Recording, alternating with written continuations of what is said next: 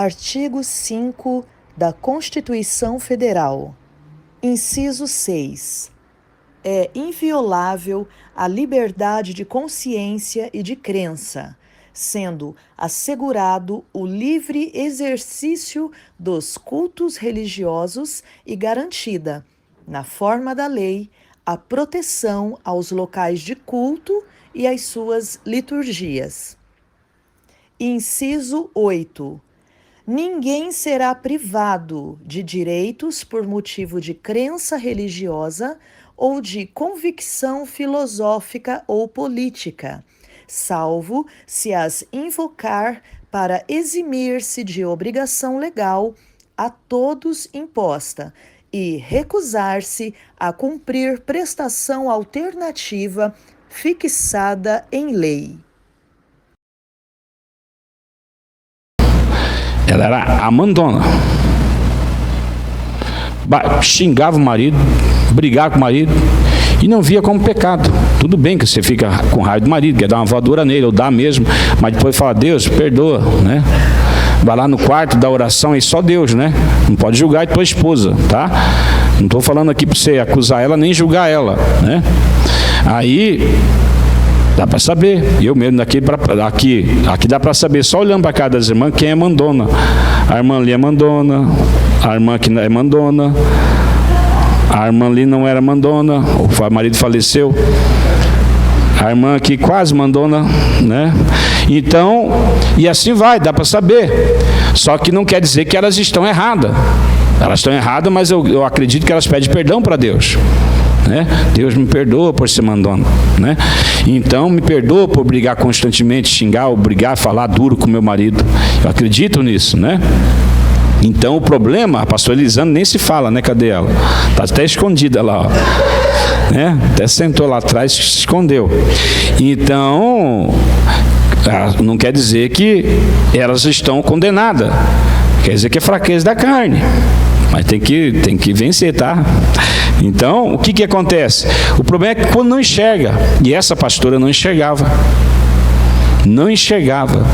Outra vez eu estava fazendo uma cruzada numa igreja batista tradicional.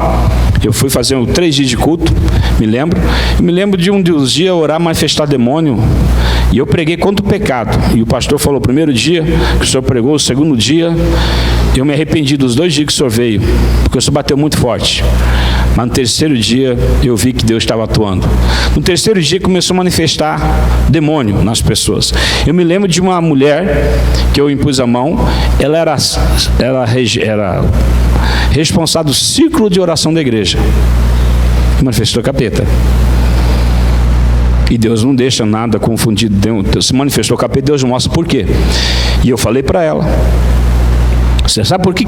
Coisa simples, está vendo? Parece que é simples, mas é um pecado muito grande. Você sabia que você xingar o marido, bater boca contra ele, ficar brigando com ele, é blasfemar contra a palavra? O número do pecado, todo pecado é igual? Não. O pecado é errar o alvo, mas aí tem o tamanho do seu pecado que você cometeu, o crime que você cometeu tem a consequência. É o tamanho, a consequência é o tamanho. E a consequência de bater boca contra o marido é blasfemar contra a palavra. A consequência do marido ser grosso com a esposa é Deus nem ouvir as suas orações. Tudo na vida dele fica amaldiçoado.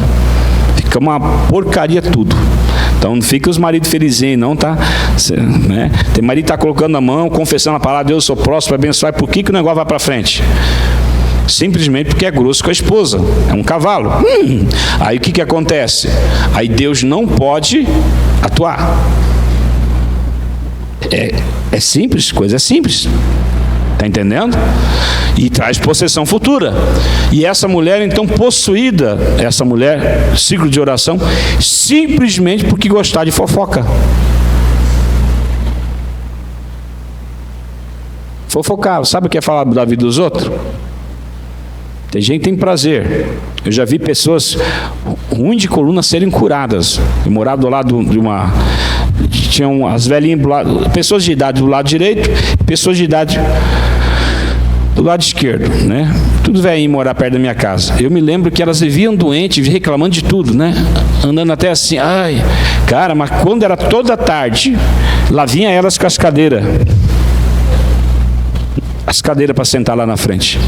na cabeça. Não era outro carregando, eram elas. Falei, eita, o poder da fofoca cura até a coluna. E elas colocavam e sentavam e ficavam lá acesas assim. Eita, pega. Como que é o poder do diabo, né? Então, a fofoca, gente, é terrível. E o que é a fofoca? Nada mais é do que uma maldição. A fofoca, ao contrário, é a comunhão de Deus, do cristão, com Deus. Aquele momento de comunhão que Adão tinha e Eva tinha com Deus. Amém? Aquele negócio, o diabo transformou em fofoca.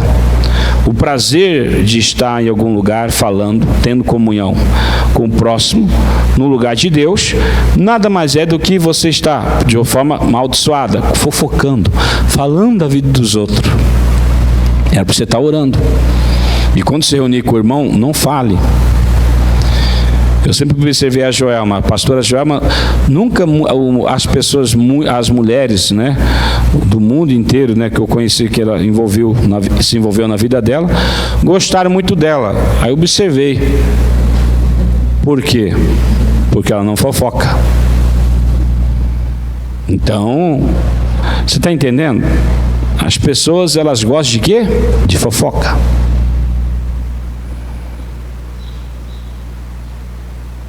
Você tem que entender que fofocar é falar das pessoas, ou falar mal, ou falar até a verdade com prazer. Você vê o crente lá, ó, ele escorregou, caiu em adultério. Menina do céu, isso é a última que eu tenho para falar para você. Você sabe fulano? Meu Deus. Sabe ciclano? Então. Aí a fofoca vai gerar o quê? Um monte de mentira ainda.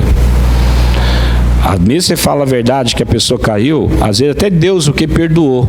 Se Deus perdoou aquela pessoa que caiu e você falou dela, rapaz, aí arrumou para a cabeça. Você não sabe a maldição que você vai trazer na saúde, na vida financeira, familiar. Está entendendo? Você não tem ideia. Então cuidado de quem você fala. Se é ungido, se é crente, é ungido. Pior ainda, pecado maior. Se não é, até vai, mas é pecado. Então, vai abrir porta para possessão demoníaca, para o poder das trevas entrar. Agora, eu quero que você tenha responsabilidade. Eu não estou colocando medo de vocês, estou falando a verdade.